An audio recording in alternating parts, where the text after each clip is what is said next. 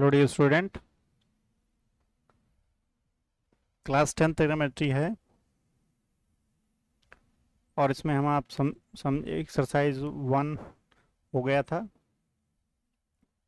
आज हम देखेंगे trigonometric ratio of some specific angle. Trigonometric ratios के वैल्यूज क्या होती हैं, उनके एंगल की वैल्यू क्या होती है। For geometry you are already familiar with the construction of an angle 30 degree, 45, 60 and 90। आप जानते होंगे 30 डिग्री, 45 डिग्री और 60 डिग्री के एंगल बनाना तो जानते ही होंगे, आप इसके बारे में जानते हैं। In this section we will find the value of geometric trigonometric ratios of this angle, of course for zero. हम इसमें जानेंगे कि इनके वैल्यू क्या होती है और जीरो की भी वैल्यू क्या होती है, तो हम इस में देखेंगे।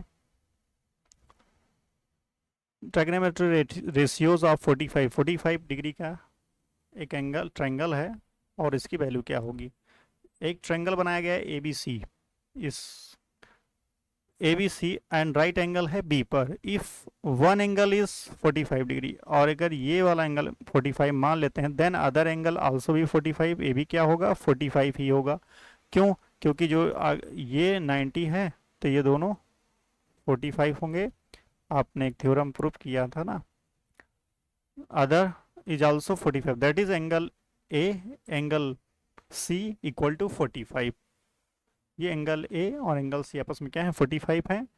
BC इक्वल टू क्या है AB है, क्योंकि AB और BC आपस में क्या इक्वल हैं। यदि दो साइड इक्वल होती हैं और उनके अपोजिट डायरेक्शन में 90 डिग्री के अपोजिट डायरेक्शन में जो दोनों एंगल होते हैं आपस में सेम होते हैं। ये क्वेश्चन भी सॉल्व किया है 8.1 में और इसका थ्योरम भी है। Now suppose BC equal to AB, BC और AB इक्वल हैं तो A इसकी वैल्यू मान लेते हैं। अगर इसकी वैल्यू A मान लेते हैं तो पाइथागोरस थ्योरम लगाते हैं तो ये आ जाएगा √2 आ जाएगा, √2A आ जाएगा। पाइथागोरस थ्योरम से लगाने से हमें AC की वैल्यू फाइंड आउट हो जाएगी, जैसे कि यहाँ पे आया है। तो इस तरीके से हम आगे की आइडेंटिटी जो हैं, जो 45 डिग्री की आइडेंटिटीज हैं, उनको हम फाइंड आउट कर सकते हैं। जैसे यहाँ पे देख रहे हैं ये आइडेंटिटीज, साइन 45 क्या होता है, साइन थीटा इक्वल टू होता है परपेंडिकुलर अपॉन हाइपोटेनस। परपेंडिकुलर कितना है A है, BC की वैल्यू A है और AC की वैल्यू क्या है √2 है। A से A कैंसिल हो गया और साइन 45 वैल्यू क्या आ गई 1/√2 आ गई। इस तरीके से कॉस सॉल्व कर लेंगे, वो भी 1/2। तो हमें पता चल गया साइन 45 कॉस 45 कितना होता है 1/√2 होता है और tan क्या होता है 1 होता है। क्यों? क्योंकि BC क्या है A है और AC A है, A/A इक्वल टू 1 हो जाएगा। और हमारे पास 3 आइडेंटिटी अगर हमें पता हो, साइन कॉस tan पता हो, with the help of sine cos tan we can find the other 3 identity also. Other 3 ratio हम और फॉलो कर सकते हैं, इसका पता कर सकते हैं क्या होगा। क्यों? क्योंकि साइन का अपोजिट 1/cos और ये cos 1/sec, tan equal to 1/cot।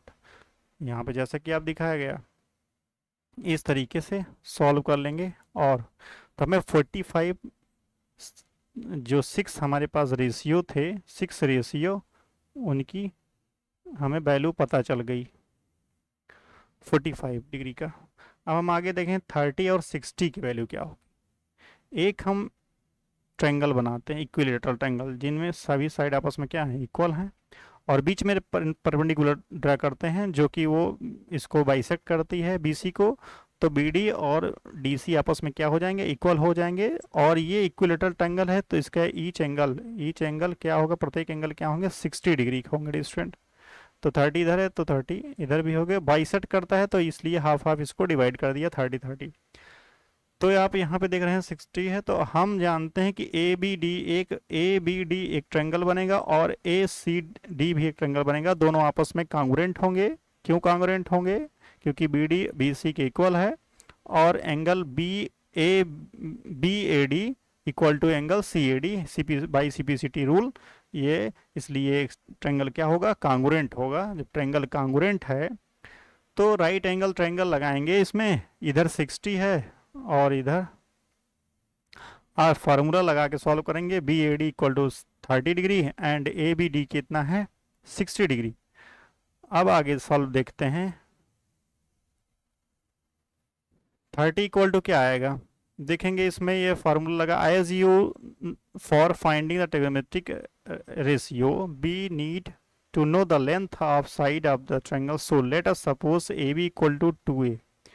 A B कितना है, 2a है, ठीक। और इस तरीके से बी डी इसको बाइसेक्ट करता है तो क्या हो जाएगा, ए आएगा। पाइथागोरस थ्योरम लगाएंगे, यहाँ पे a√3 फाइंड आउट होगा, B D a/2a equal to 1/2।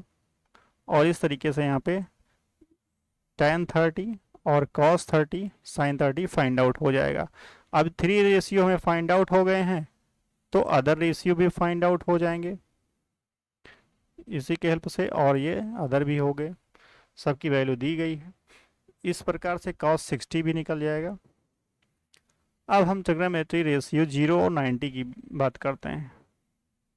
Late us see what happen to trigonometric ratio of the angle A if it is made a smaller and smaller in the right angle ABC। जैसे आपको दिखाया गया, एक हमारे पास right angle triangle है और इससे छोटा इससे छोटा इससे छोटा बनाते जाएंगे तो एकदम छोटा हो जाएगा, जो कि बनेगा 0 डिग्री, 90 से 0 पहुंच जाएगा। तो smaller the length of side BC decreases, that is point C gets closer to B, and finally when A become very close to 0, 0 बन जाएगा, become almost the same AB, जो कि AB के इक्वल ही हो जाएगा।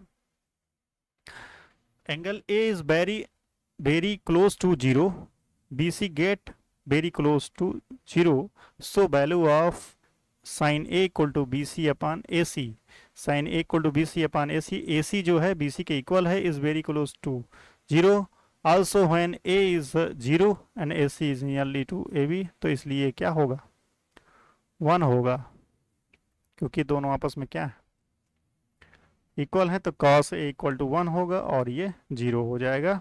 जब साइन 0 है, cos 0 है, तो हमें tan की वैल्यू पता चल जाएगी, क्योंकि tan इक्वल टू होता है साइन अपान cos, वो भी 0 होगा। cot इक्वल टू होता है 1/tan, which is not defined, जो कि डिफाइन नहीं होगा, इनफाइनाइट होगा, उसका सिंबल ये होता है इनफाइनाइट का।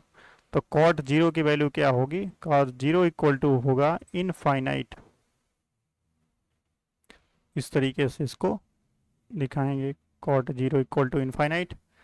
और सेक और ये कॉसेक हमें पता चला गया, और कॉसेक की वैल्यू क्या होती है, इनफाइनाइट। इस तरीके से नॉट डिफाइन इसको बोलते हैं, इनफाइनाइट है, डिफाइन नहीं हो पाएगा।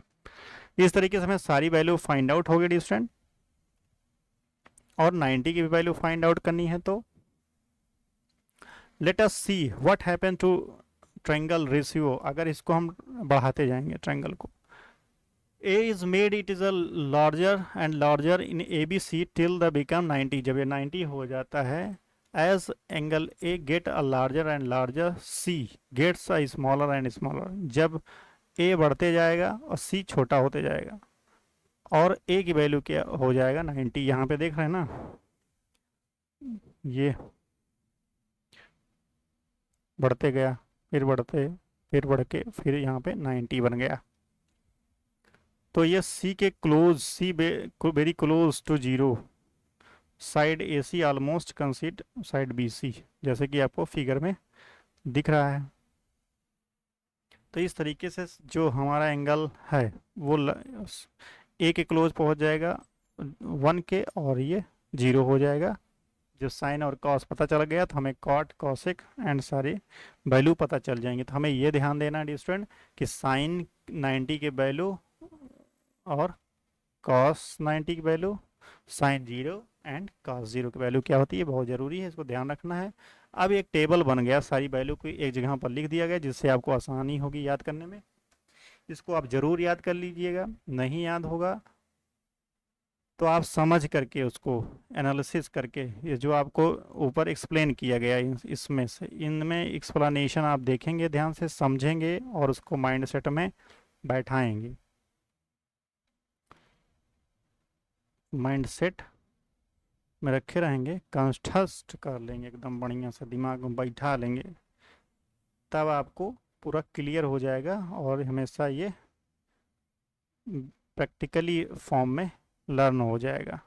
रट्टा नहीं मारना, इसको रटना नहीं है ना, आपको एकदम रोट नहीं, इसको समझ करके दिमाग में बैठा लेना है। ये सारी वैल्यू आपको ज़रूर याद होनी चाहिए, समझ करके याद करिए आप, जैसे भी करके, जो भी आपको आसान तरीके से लगे।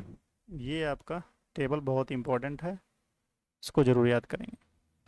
और कैसे आया, इस पे क्वेश्चन भी बन सकता है, वो जो एक्सप्लेनेशन है ना, 10, 45, ये सब क्वेश्चन, ये सब आप ध्यान दीजिए कैसे ये फाइंड आउट किए हमने। ये ट्रायंगल, जो राइट एंगल ट्रायंगल बना है 45 डिग्री के, ऐसे फाइंड आउट हुई, ये सब वैल्यू आप खुद से भी निकालना जानते रहिए। और कैसे आया ये जानना बहुत ज़रूरी है, जिससे क्या होगा, हमें याद करने में टेबल आसानी होगी। और ये एग्जाम्पल दिया गया, उसके बेस पे एग्जाम्पल है, इन एग्जाम्पल को आप समझेंगे और इस एग्जाम्पल को समझ के यदि हम लगाएंगे तो हमें एक्सरसाइज सॉल्व करने में आसानी होगी। ये एग्जाम्पल इसलिए दिए होते हैं जिससे हमें एक्सरसाइज अच्छे से सॉल्व कर पाएँ समझ करके।